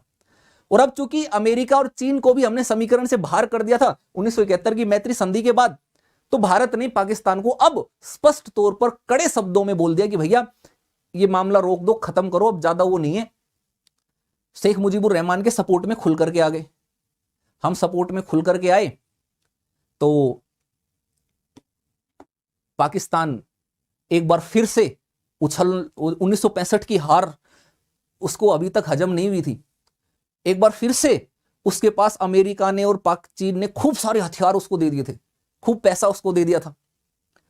तो उसके बाद इसको लगा कि यार चलो 1965 में तो पता नहीं हम कैसे गलती से हार गए, अब तो हमारे पास अमेरिका और चीन का बहुत बड़ा समर्थन, अब तो परमाणु बम भी है चीन के पास और अमेरिका दोनों के पास, और ये मदद के लिए भी बोल रहे कि परमाणु बम भी यूज कर लेंगे तुम्हारे लिए। और अमेरिका ने साइड इशारा कर दिया था पाकिस्तान को कि ठीक है तुम्हारे साथ में रहेंगे, चिंता मत करो, तुम्हारे लिए परमाणु बम का भी उपयोग कर लिया जाएगा। पाकिस्तान आ गया तैश में, पाकिस्तान फिर से भूल गया, है ना। ये कई बार वर्ड यूज नहीं करने चाहिए, लेकिन फिर भी जैसे कहते हैं ना, अपने दायरा भूल जाना, अपनी सीमा भूल जाना, या बहुत खराब शब्दों में बोले तो अपनी औकात भूल जाना। पाकिस्तान के साथ वही चीज हुई। पाकिस्तान ने भारत के ऊपर हमला किया फिर से। इस बार भी हमने पहले हमला नहीं किया, लेकिन इस बार हम तैयार थे, और इस बार हम पूर्ण रूप से तैयार थे। पाकिस्तान ने हमला किया, जवाबी कार्रवाई हमारी तरफ से भी की गई, और जब जवाबी कार्रवाई हमने की, कुछ ही दिन पाकिस्तान की सेनाओं को धूल चटा दी। और 16 दिसंबर 1971 को एक खबर आती है, मुबारक हो बांग्लादेश पैदा हुआ है। नया देश जो है उसका जन्म होता है, आजाद हो जाता है। एक बहुत बड़ी संख्या में पाकिस्तान की सेना, लगभग 93,000 लोग आत्मसमर्पण करते हैं। ये आत्मसमर्पण और इसका भारत पाकिस्तान संबंधों पर क्या असर पड़ता, क्या नहीं पड़ता, उसको हम भारत पाकिस्तान की क्लास में डिस्कस किया है, उसमें देख लेना। यहां पर बस इतने ही तक ही रखेंगे, यहां पर हम बांग्लादेश वाले मुद्दों पर ज्यादा फोकस करेंगे। तो यहां से बांग्लादेश का उदय हो जाता है, एक नए देश के रूप में बांग्लादेश निर्मित होता है, ठीक है। और यकीन मानिए, आपको जानकर के बड़ा आश्चर्य लगेगा कि ये मैत्री की संधि कितनी काम आई भारत को। इस युद्ध में अमेरिका परमाणु पनडुब्बियां लेकर, परमाणु हथियार लेकर, अपना युद्धपोत जो परमाणु हथियार कैरी करता था उसको लेकर के हिंद महासागर तक पहुंच चुका था, ठीक है। और हिंद महासागर तक पहुंच करके उसने ये स्पष्ट कर दिया था कि वो भारत के ऊपर हमला करने वाला है, भारत के ऊपर परमाणु बम का हमला।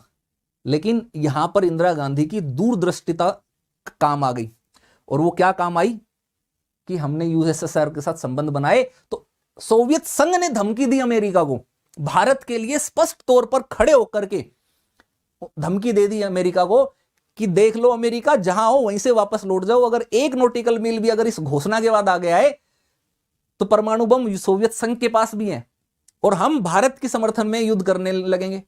अमेरिका उसी समय डर के मारे वापस उल्टे पैर लौट करके गया। तो ये हमारी विदेश नीति की बहुत बड़ी कामयाबी थी। और ये ध्यान रखिए, बांग्लादेश का निर्माण पाकिस्तान की पराजय नहीं, बल्कि अमेरिका की पराजय थी।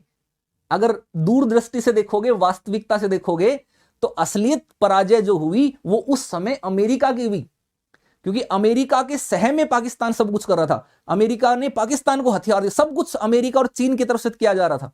उसके बावजूद पाकिस्तान हार गया, उसके बावजूद बांग्लादेश बन गया। तो ये हार जो है स्पष्ट तौर पर पाकिस्तान की नहीं ना होकर के अमेरिका और चीन की थी। अमेरिका बहुत तिलमिलाया। आप सोचिए, उस समय भारत और अमेरिका के संबंध अच्छे नहीं थे, बहुत खराब संबंध थे, काफी टाइम तक आपसी एक दूसरे को जो है विवाद में रहे ये।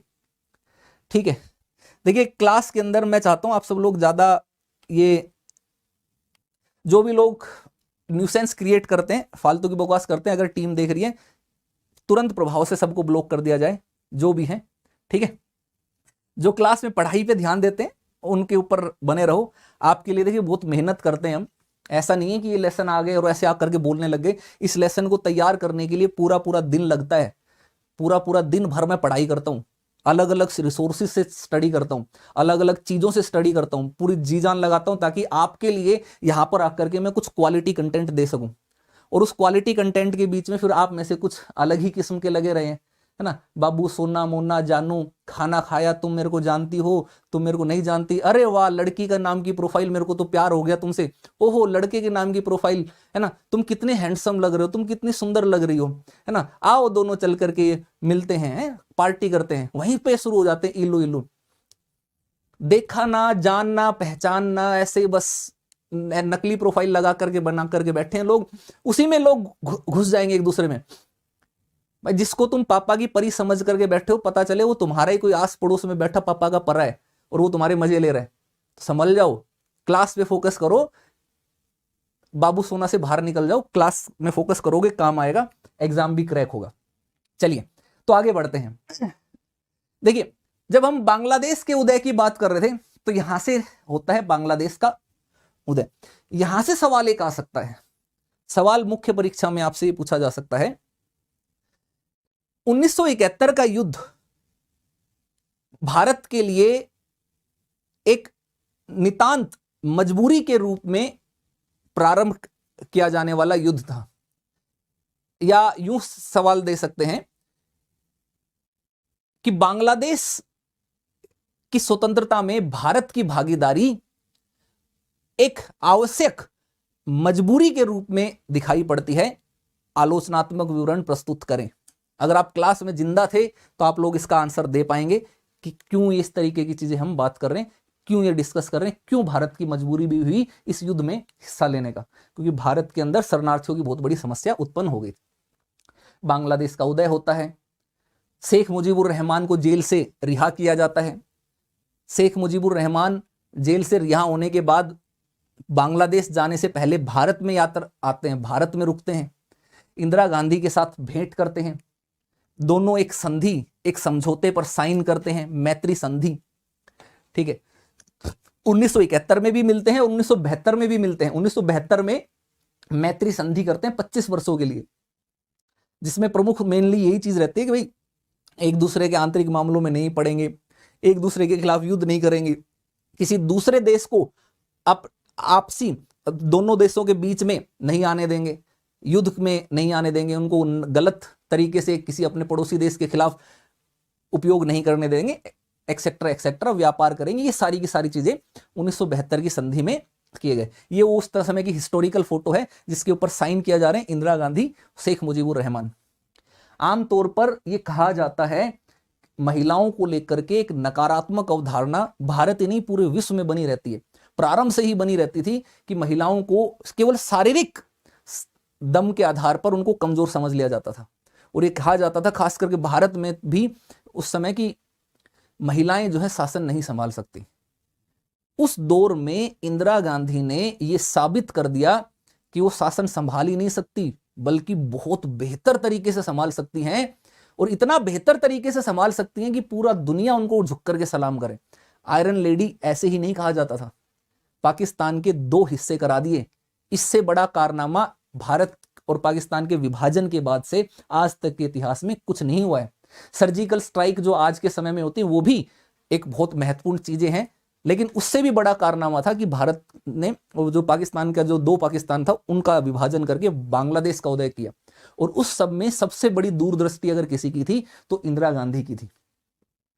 इनकी टक्कर का अगर कोई प्रधानमंत्री, यथार्थवादी प्रधानमंत्री आज के समय अभी तक भारत में देखोगे तो प्रधानमंत्री नरेंद्र मोदी ही हैं।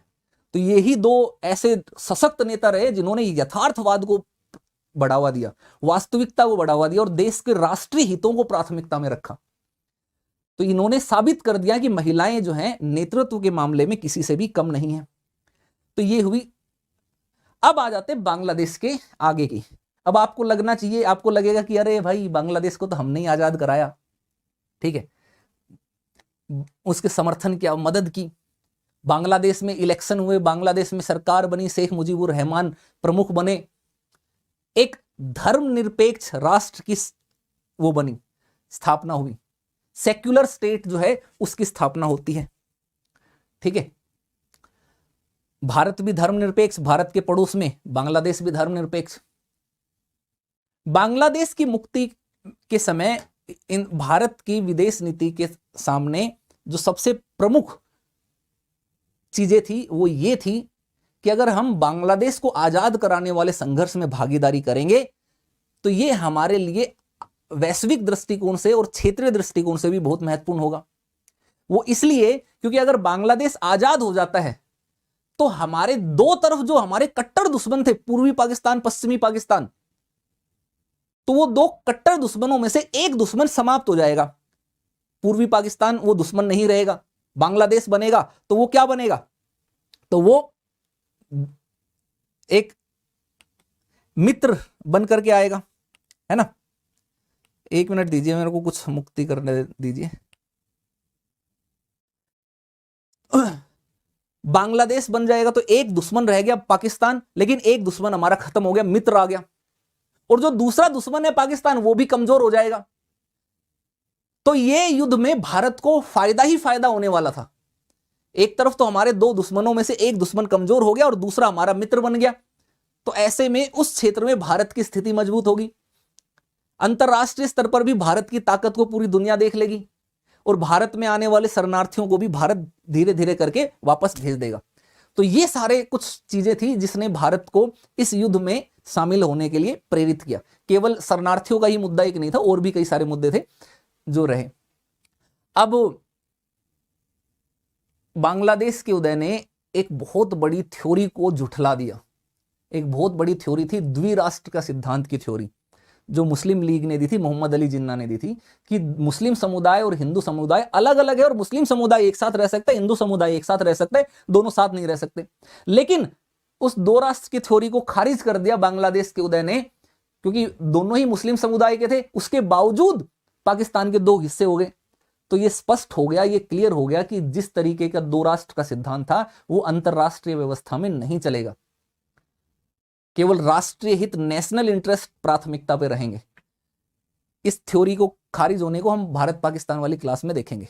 चलिए, अब बांग्लादेश में स्वतंत्र राष्ट्र के निर्माण, इलेक्शन, आवामी लीग पार्टी थी। आवामी लीग जो है वो शेख मुजीबुर रहमान की पार्टी थी, पंथ निरपेक्ष पार्टी थी। शेख मुजीबुर रहमान को बांग्लादेश को एकदम बिल्कुल जीरो से शुरू करने की चुनौती थी। जिस तरीके से जवाहरलाल नेहरू ने आजादी के बाद भारत को एकदम बिल्कुल अर्श से फर्श तक ले जाने में बड़ी भूमिका निभाई, उन सारी चुनौतियों का सामना किया, वैसी ही चुनौतियां शेख मुजीबुर रहमान के सामने भी बांग्लादेश को लेकर के थी। इन्होंने अपने बांग्लादेश को बेहतर तरीके से चलाने के लिए लोकतांत्रिक शासन को, धर्मनिरपेक्ष व्यवस्था को अपनाना शुरू किया। जैसे ही धर्मनिरपेक्ष, पंथ निरपेक्ष लोकतांत्रिक शासन शुरू किया, आवामी लीग की आलोचना, आवामी लीग के खिलाफ आंदोलन बांग्लादेश में होना शुरू हो गया।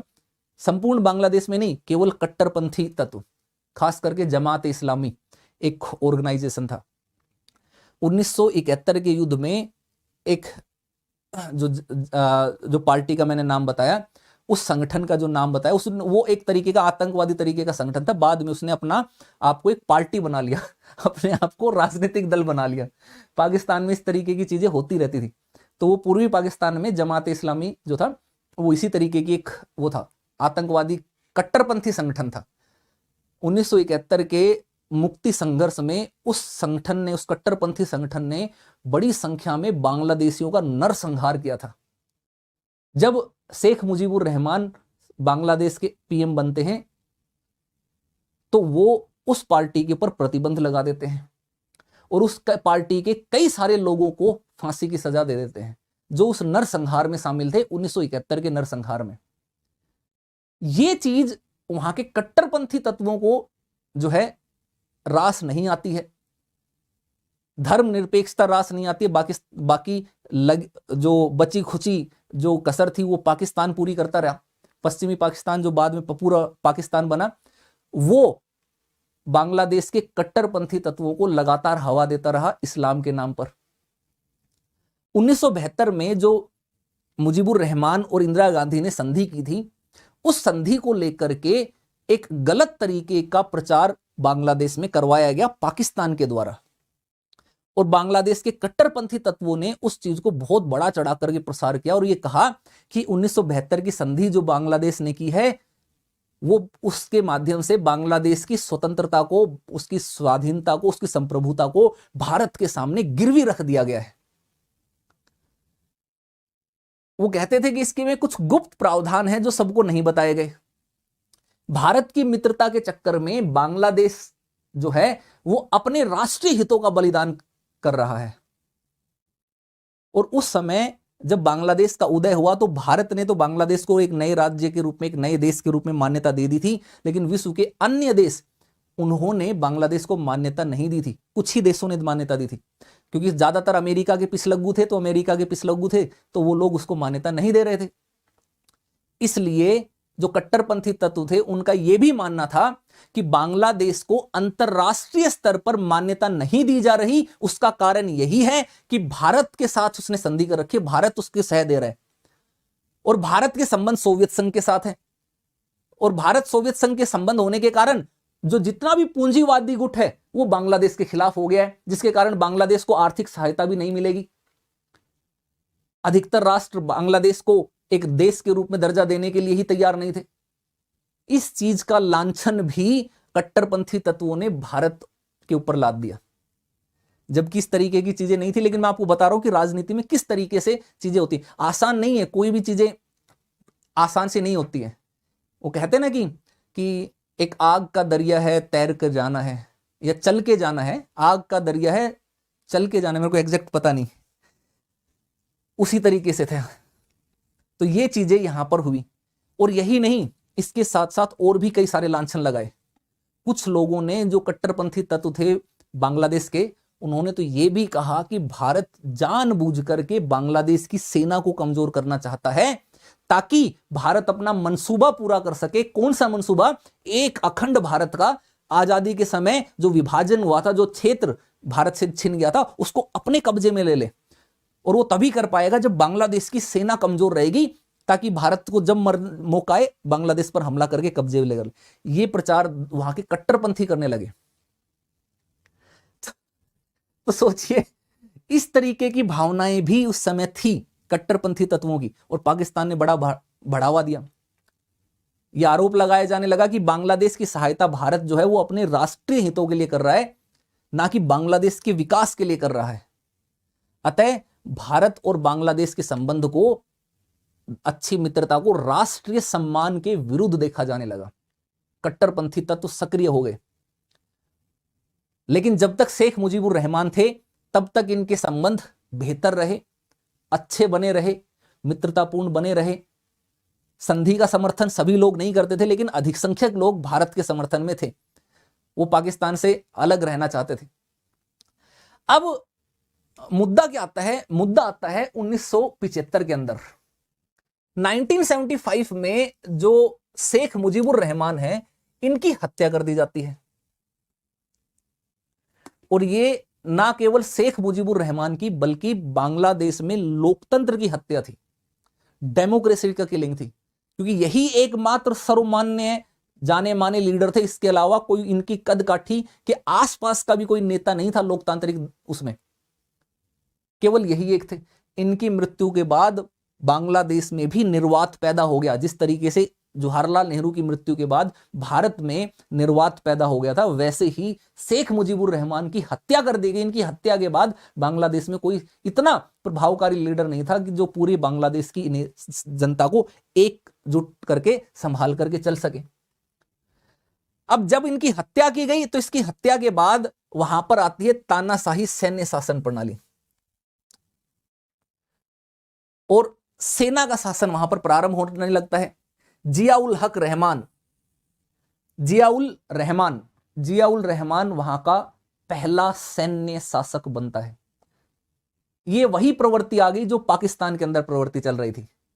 यहिया खान, अयूब खान, यहिया खान, उसके बाद यहां पर भी बांग्लादेश में भी सेम उसी लीक पर बांग्लादेश चलने लग गया जिस लीक पर पाकिस्तान चला था। प्रारंभ में लियाकत अली खान और उन सबके निर्देशन में पाकिस्तान में लोकतंत्र था, लेकिन फिर अयूब खान, यहिया खान के नेतृत्व में वहां पर सैन्य तानाशाही शुरू हुई।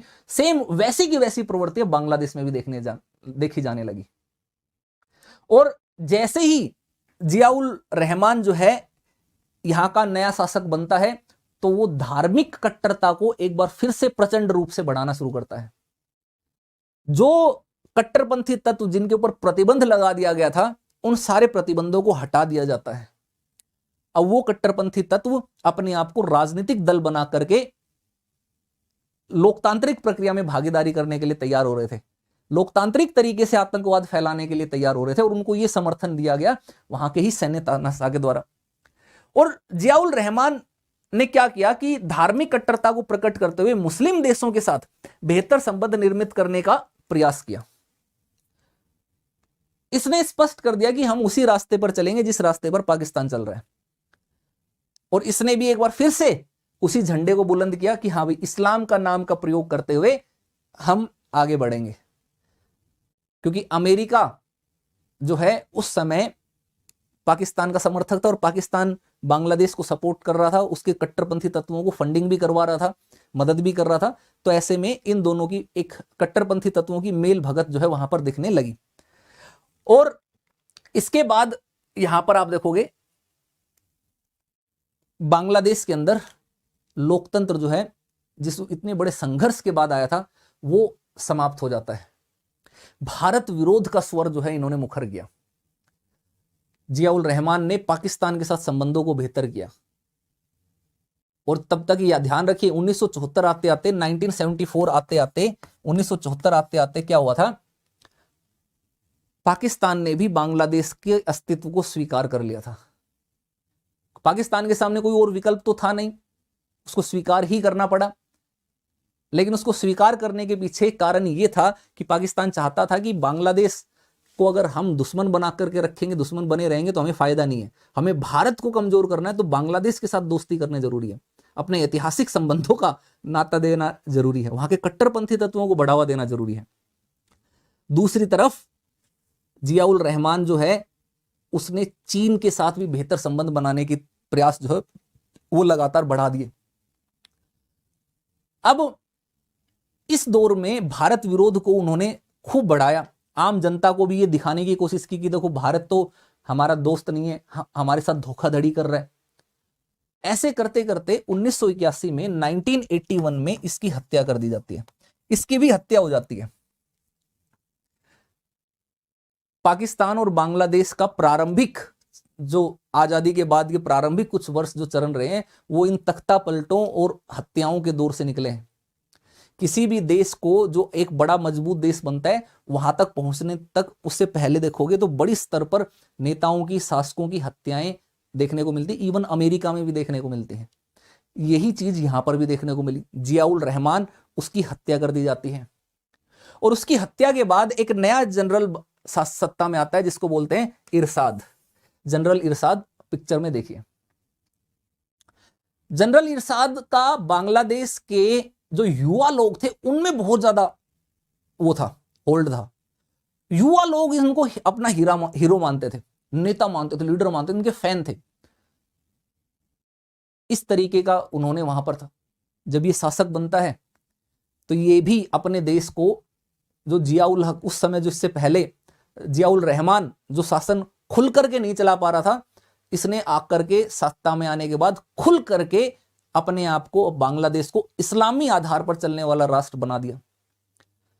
और इस घटनाक्रम के अंतर्गत भारत विरोध की नीति इसने उठाई और इसके तहत इसने कई सारे भावनात्मक मुद्दों को उठाया, खास करके गंगा जल के बंटवारे के मुद्दे। उस समय गंगा जल के बंटवारे का मुद्दा एक बड़ा भावनात्मक मुद्दा था। फरक्का बांध बनाने की बात उस समय चल रही थी। जनरल इरशाद ने उस समय ये स्टेटमेंट कही, ये ध्यान रखिए, स्टेटमेंट बताता हूं, स्टेटमेंट कही कि समस्त उत्तरी बंगाल भले ही रेगिस्तान बन जाए, लेकिन बांग्लादेश फरक्का के प्रश्न पर कभी नहीं झुकेगा। बांग्लादेशी सच्चे मुसलमान हैं और अल्लाह उनकी सहायता अवश्य करेगा। फरक्का के साथ या फरक्का के बिना भी बांग्लादेशी जीवित रहेंगे, क्योंकि इस्लाम धर्म तो रेगिस्तान से ही पनपा है।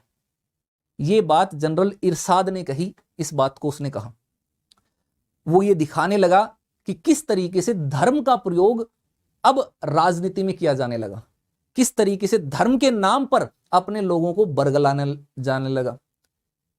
ठीक है, लोगों की जिंदगी, लाइफ, उन सबसे ऊपर धर्म को ला दिया गया। कट्टरपंथी, धार्मिक कट्टरपंथी जो है वो ले आए, और इस धार्मिक कट्टरपंथीता को उसने आधिकारिक रूप भी दे दिया, आधिकारिक रणनीति भी दे दी, जब 1988 में 1988 में बांग्लादेश को आधिकारिक तौर पर धर्मनिरपेक्ष राष्ट्र के दर्जे से हटा करके इस्लामिक राष्ट्र का दर्जा दे दिया गया।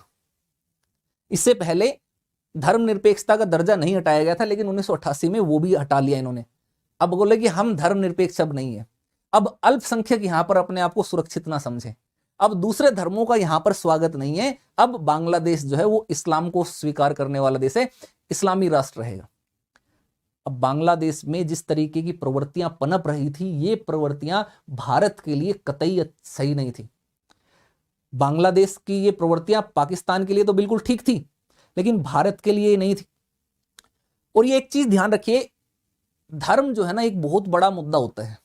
धर्म के नाम पर लोग बड़े बड़े दंगे करा देते हैं, आपस में मारकाट फैला देते हैं। धर्म के नाम पर राजनीति, शासन चलाने के लिए लोग धर्म का दुरुपयोग करते हैं।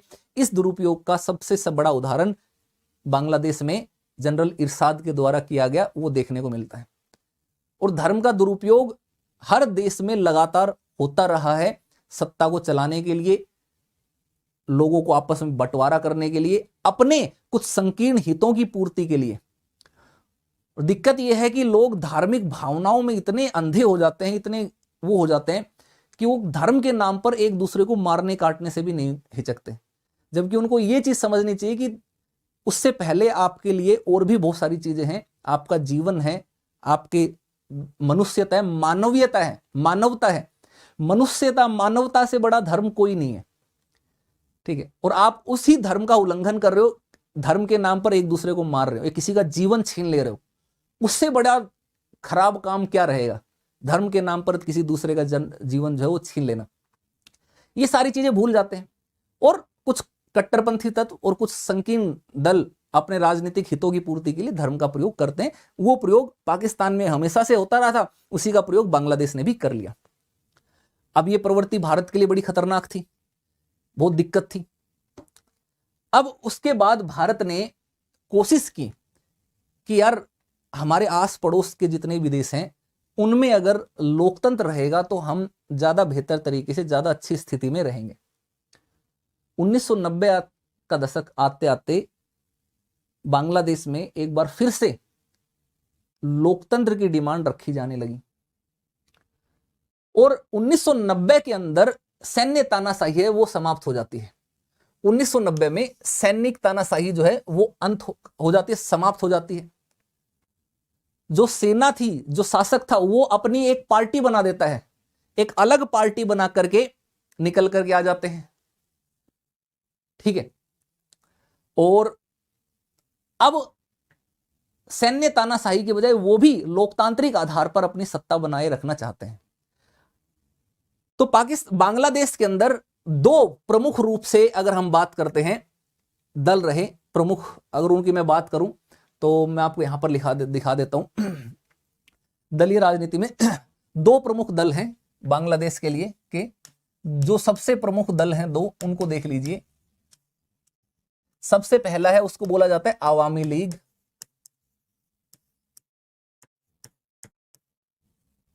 शेख मुजीबुर रहमान की पार्टी थी ये। दूसरी पार्टी जो है वो बांग्लादेश नेशनल पार्टी या बांग्लादेश राष्ट्रीय पार्टी।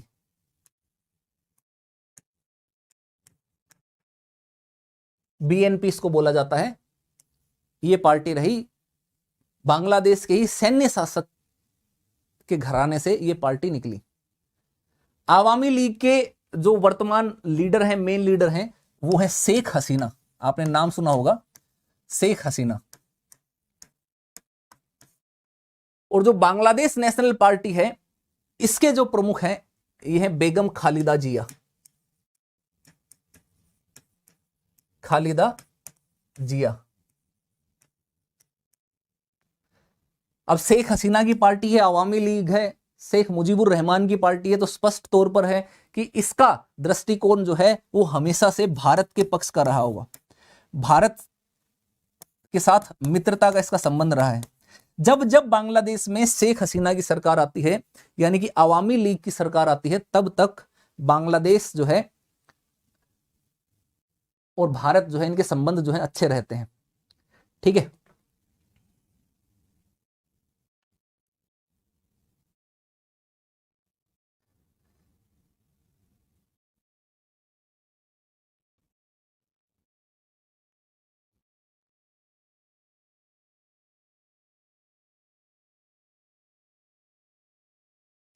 क्या आप लोग आपस में यहां पर लगे हुए हो फालतू में बिना बात के? हद है।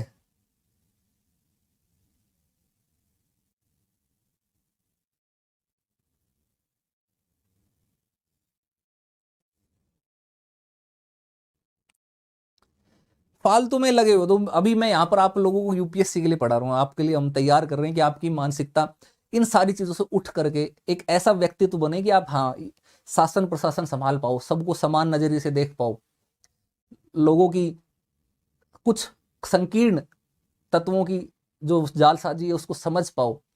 और आप आपस में लगे हो धर्म के नाम पर। आप सोचो, देखो यूपीएससी में क्यों लोग सेलेक्ट नहीं होते?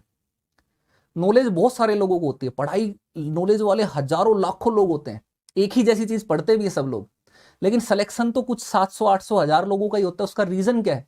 उसका रीजन ये नहीं है कि जो लोग फेल हो गए उनमें ज्ञान नहीं था, उनको नॉलेज नहीं थी, उनको समझ नहीं थी, वो पढ़े लिखे नहीं थे। पढ़े लिखे उतने ही थे, हो सकता है जो सेलेक्ट हुए उससे ज्यादा ज्ञान नहीं रहे हो, ज्यादा चीजें जानते हो। दिक्कत आ जाती है कि उनका व्यक्तित्व कैसा था, उनकी मानसिकता कैसी थी। ज्ञानी होने का मतलब ये नहीं है कि आपकी मानसिकता भी सही है। अगर आप संकीर्ण मानसिकता के हैं तो आपका सिलेक्शन यूपीएससी में तो नहीं होगा। आप बाकी छोटी मोटी जॉब में आप जाना चाहो आप जा सकते हो, वहां पर आपके व्यक्तित्व का इतना लेना देना होता नहीं है। फिर वहां पर उठाना अपने झंडे बुलंद करना, जाति के, राज धर्म के, क्षेत्र के, भाषा के, कोई दिक्कत नहीं है। लेकिन अगर आप सीरियस कैंडिडेट हैं, अच्छी सर्विस में जाना चाहते हैं, देश की सेवा करना चाहते हैं, देश को बदलना चाहते हैं, तो मानसिक गरीबी से बाहर निकल जाइए। मानसिक परिपक्वता लानी बहुत जरूरी है। आपकी पर्सनैलिटी का एग्जाम है, आपकी नॉलेज का एग्जाम से ज्यादा, कहीं ज्यादा यूपीएससी का एग्जाम आपके व्यक्तित्व का परीक्षण है, आपकी सोचने समझने की क्षमता का परीक्षण है, आपके खुद का परीक्षण है। और जो भी लोग इस तरीके की संकीर्ण मानसिकता रखते हैं, वो कितनी भी ट्रेनिंग ले लें, इंटरव्यू बोर्ड के सामने मेंस की आंसर राइटिंग में वहां पर उनकी परखच्चे उड़ जाते हैं, धज्जियां उड़ जाती हैं, उनकी सारी वास्तविकता सामने आ जाती है। ऐसे लोगों का सिलेक्शन नहीं होता है, कभी नहीं होता है। तो पहले ही अपने आप को समझाते हुए इन चीजों से निकल जाइए, एग्जाम की तरफ ध्यान दीजिए और क्लास पे फोकस कीजिए। आपके लिए इतने सारे डिटेल से चीजें कोई नहीं कराएगा। और इसीलिए आप देखिए, मैं आपको बताता हूँ, यूट्यूब पर आप सबको बहुत सभी मैक्सिमम लोग क्वालिटी कंटेंट क्यों नहीं देते। उसका रीजन एक ये भी है कि वो एक टीचर पूरी मेहनत करके क्लास पढ़ाने के लिए आता है, मेहनत करके सबको समझाने की, अच्छी दिशा दिखाने की, सही ज्ञान देने की कोशिश कर रहे हैं, और वो देखता है कि बच्चे सीरियस ही नहीं है, वो लगे हुए एक दूसरे के साथ ही लड़ाई झगड़े में, धर्म के नाम पर, जाति के नाम पर, प्यार मोहब्बत, उसी में लगे हुए हैं। फिर उनको लगता है यार ये खुद ही अपना कैरियर बर्बाद करना चाहते हैं, खुद ही सीरियस नहीं है, तो इतनी मेहनत करके आने का क्या फायदा। फिर तो इससे अच्छा ये है कि जो पेड कोर्स है उन बच्चों पे ज्यादा प्रायोरिटी दी जाए, जिन बच्चों ने फीस दी है, पैसा दिया है, उनके ऊपर फोकस किया जाए। इसीलिए सब लोग उन पे फोकस भी करते हैं, उन पैसे, क्योंकि उनको पता है कि जो पैसा देकर गया है वो सीरियस है, वो बनना चाहता है, तभी वो उसने पैसा खर्च करने की हिम्मत की है। तो इसीलिए उन्हीं को ही सब लोग प्रायोरिटी भी देते हैं। इस चीज के लिए जो दोषी है वो इसी प्रवृत्ति का कारण है।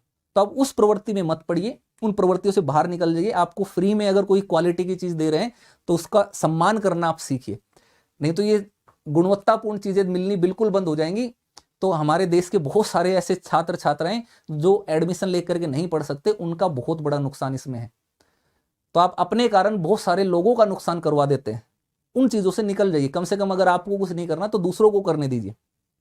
बात की जितने भी मेरे दोस्त हैं, आप लाइक शेयर जरूर करते आया करें क्लास को। लाइक शेयर नहीं रुकना चाहिए, और क्लास के बाद कमेंट जरूर किया करें, और अपने दोस्तों तक शेयर करा करें, पहुंचाया करें, ताकि हमें भी आप सबसे मोटिवेशन मिले कि हाँ देखो हमने कुछ अच्छी चीज लाई, तो हमारे दोस्तों को भी, उन्होंने सीरियस लोगों ने के साथ जुड़े और जरूरतमंद लोगों तक ये क्लास पहुंची, उन लोगों की जिंदगी में थोड़ा सा सकारात्मक बदलाव आया।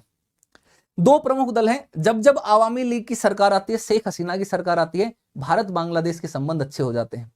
जब जब बीएनपी की सरकार बनती है, खालिदा जिया जो है वो प्रमुख वहां पर बनते हैं, तो भारत और पाक के संबंध जो हैं, भारत के साथ इसके संबंध खटासपूर्ण रहते हैं, पाकिस्तान के साथ बेहतर हो जाते हैं। ये ध्यान रखिए। जितने भी विवाद के मुद्दे होते हैं भारत बांग्लादेश को लेकर के, वो हमेशा तब आते हैं जब बीएनपी की सरकार वहां पर बनती है। ये आवामी लीग की पार्टी आती है तो ये लोकतंत्र को, वास्तविक लोकतंत्र को बढ़ावा देती है, और वहां पर कुछ हद तक ये धर्मनिरपेक्ष भी है। पूर्ण रूप से तो ये भी धर्मनिरपेक्ष नहीं है, लेकिन कुछ हद तक धर्मनिरपेक्षता को बढ़ावा देती है। बीएनपी जब भी आती है तो वो धर्मनिरपेक्षता को सिरे से खारिज कर करके पूर्ण कट्टरवादिता जो विचारधारा थी उसको समर्थन करते हुए ये चलती है। तो आंतरिक रूप से बांग्लादेश में ये दो प्रमुख पार्टियां, भारत के संबंध बांग्लादेश की आंतरिक राजनीति से प्रभावित होते हैं। यहां से आपसे एक सवाल बन जाएगा मेंस का, और मेंस में आपसे ये सवाल ये बन करके पूछ लिया जाएगा कि भारत बांग्लादेश के संबंधों के समीकरण बांग्लादेश की आंतरिक राजनीति के द्वारा निर्धारित होते हैं, उदाहरण सहित व्याख्या कीजिए। ऐसे में आंसर देना पड़ेगा। और ऐसे में जो लोग क्लास नहीं करते या केवल छोटी मोटी किताबों के भरोसे रह जाते हैं, तो वो हवाई हो जाएंगे। एग्जाम के टाइम में लिखेंगे, क्या लिख कर जाएंगे पता ही नहीं चलेगा, ये कैसे होगा, आंतरिक राजनीति कैसे निर्धारित करेगी। तो उसका सीधा सीधा इशारा इन्हीं दो पार्टियों के ऊपर है, आवामी लीग और बीएनपी को लेकर के। ठीक है, आप लोग जिंदा थे वो देख पाएंगे। ये देख लीजिए दोनों को, शेख हसीना और खालिदा जिया, दोनों की पिक्चर देख लीजिए। चाहे कोई भी सत्ता में आए, कोई भी पार्टी आए, पीएम यही बनते हैं, इन दोनों में से बनना होता है। ठीक है, और एक और बहुत बड़ा क्लासिकल एग्जाम्पल है महिलाओं के द्वारा देश के शासन को संभाले रखने का। ये दोनों, बांग्लादेश की पूरी राजनीति ये दो महिलाएं संभालती हैं। तो महिला सशक्तिकरण से संबंध में कई बार निबंध पूछते हैं, निबंध आता है विमेन एम्पावरमेंट से रिलेटेड, या इंडियन सोसाइटी में, सोसाइटी वाले सेक्शन में सवाल पूछ लिया जाता है, या एथिक्स में कोई केस स्टडी या वहां पर कोई चीज पूछ ली जाती है महिलाओं से संबंध में।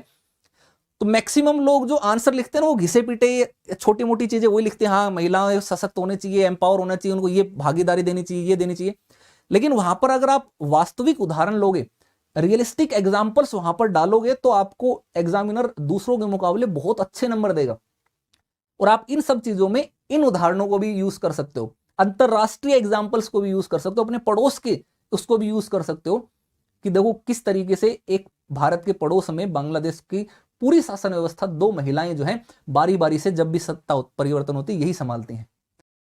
तो होपफुली आपको क्लास अच्छी लगी होगी। अच्छी लगी तो लाइक शेयर जरूर करना, कमेंट करके बताना कि कैसी लगी क्लास। साथ ही आपको एक और इंपॉर्टेंट चीज मैं बता देता हूं, और भी इसके आगे नए पार्ट आते रहेंगे रेगुलर, टाइम टू टाइम जो है इसके जो बाकी के पेंडिंग एरियाज हैं, बाकी के पेंडिंग क्लासेस हैं, वो ऐसे ही मेगा मैराथन सेशन में आते रहेंगे। उनके लिंक अगर चाहिए, उनकी इंफॉर्मेशन चाहिए या फ्री पीडीएफ चाहिए, तो ये टेलीग्राम चैनल ज्वाइन कर लीजिएगा। इस टेलीग्राम चैनल का नाम है अनअकैडमी ललित यादव की पाठशाला ऑफिशियल। फिर से बोलता हूं, अनअकैडमी ललित यादव की पाठशाला ऑफिशियल, अनअकैडमी ललित यादव की पाठशाला ऑफिशियल, अनअकैडमी ललित यादव की पाठशाला ऑफिशियल। इसको ज्वाइन कर लीजिएगा। यहां पर आपको सारी चीजें अवेलेबल है, आप मेरे से कांटेक्ट भी कर पाएंगे, डायरेक्ट मेरे कांटेक्ट के सब चीजें यहां पर हैं, ठीक है। जब भी कांटेक्ट करें करना। और अनअकैडमी का कोर्स अगर आप लेने का प्लान कर रहे हैं तो ये रेफरल कोड याद रखिएगा LYLIVE, इस कोड को अप्लाई करके लेना। आपको मैं 1-on-1 गाइड करूंगा एग्जाम पास होने तक, कोई प्रॉब्लम नहीं आने देंगे, ये चीज ध्यान रखिएगा। बिना मैनेजर असिस्टेंट के डायरेक्ट बात आपकी मेरे से होगी जब भी कॉल करेंगे, कॉल बैक आपको मैं ही करूंगा, अगर मैं रिसीव नहीं कर पाया तो विद इन 36 आवर्स आपके पास मैं कॉन्टेक्ट कर लूंगा, ठीक है। क्योंकि एक टीचर ही आपको सही गाइड कर सकता है, मैनेजर असिस्टेंट से गाइडेंस नहीं मिल सकती है, तो ये चीज ध्यान रखना है। क्योंकि बाद में आप कोर्स लेने के बाद फिर परेशान होते हैं कि सर हमने तो फलाना फलाना कोर्स से ले लिया लेकिन अब गाइडेंस नहीं मिल रही, क्या करें, तो उसमें हम भी कोई हेल्प नहीं कर पाएंगे, ये चीज ध्यान रखिएगा। तो आपको पहले से ही सतर्क रहना है, जब भी सब्सक्रिप्शन लें एक बार मेरे से कांटेक्ट जरूर कर लेना है, बात जरूर कर लेना है, डायरेक्ट बात होने पर ही लेना। बाकी जितनी भी हेल्प हो पाएगी वो हेल्प भी हम कर देंगे। आप फाइनेंशियली वीक हैं, अकाउंट में कोई पैसा नहीं है, तो भी मैं अपनी गारंटी पर आपका एजुकेशन लोन से सब्सक्रिप्शन करा दूंगा, ईएमआई पर, बड़ी ही कम ईएमआई पर। जो भी हेल्प, जो भी सपोर्ट मेरे से हो पाएगी वो सपोर्ट, वो हेल्प मैं आपके लिए एग्जाम पास होने तक करूंगा, कभी भी कोई प्रॉब्लम आपके लिए नहीं आने देंगे। कोड लेकिन याद रखना है LY लाइव, जब भी कोर्स ज्वाइन करें कोड यही लगाना है LY लाइव, ठीक है। हर हफ्ते नए बैच आते हैं, ये मेरे कुछ कोर्सेज हैं जो मैं पढ़ाता हूं, ये आप देख लीजिए, ये मेरा टेलीग्राम चैनल है, इसको ज्वाइन कर लीजिएगा।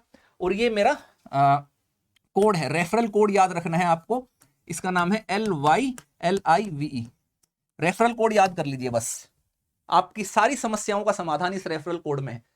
बाकी मेरे से कांटेक्ट कर लीजिए, आपको कोई भी जानकारी चाहिए, कोई भी हेल्प चाहिए, डायरेक्ट टेलीग्राम चैनल ज्वाइन कीजिएगा, टेलीग्राम चैनल पर सब कुछ है, वहां से आप डायरेक्ट मेरे से कांटेक्ट कर पाएंगे, यहाँ पर सारी डिटेल्स आपको मिल जाएंगी। चलिए, तो आप सबको मेरी तरफ से बेस्ट विशेष शुभकामनाएं, एक हाई जोश बनाए रखना है, लाइक शेयर करते जाना है यार, लाइक शेयर नहीं रुकना चाहिए, आप लाइक शेयर नहीं करते। और कमेंट करके बताओ क्लास कैसी लगी, इतनी डिटेल में क्लास कहीं से नहीं मिलेगी आपको। और हाउस द जोश का आंसर देंगे सभी लोग, हाउस द जोश आंसर आना चाहिए, हाई सर, बहुत बढ़िया बहुत बढ़िया। यही हाई जोश आपको बनाए रखना है, इसी हाई जोश के साथ रहना है, ठीक है। चलिए, तो इसी हाई जोश के साथ क्लास को एंड करते हैं, आपसे मिलते हैं जल्दी ही नए नए सेशंस, नए नए टॉपिक्स के साथ, नई नई वीडियोस आपके लिए रेगुलर इस तरीके की मेगा मैराथन सेशन क्लासेस में लाता रहूंगा। चलिए, आप सबको मेरी तरफ से बेस्ट विशेष शुभकामनाएं, आप सबको जय हिंद, जय भारत, लेट्स क्रैक इट।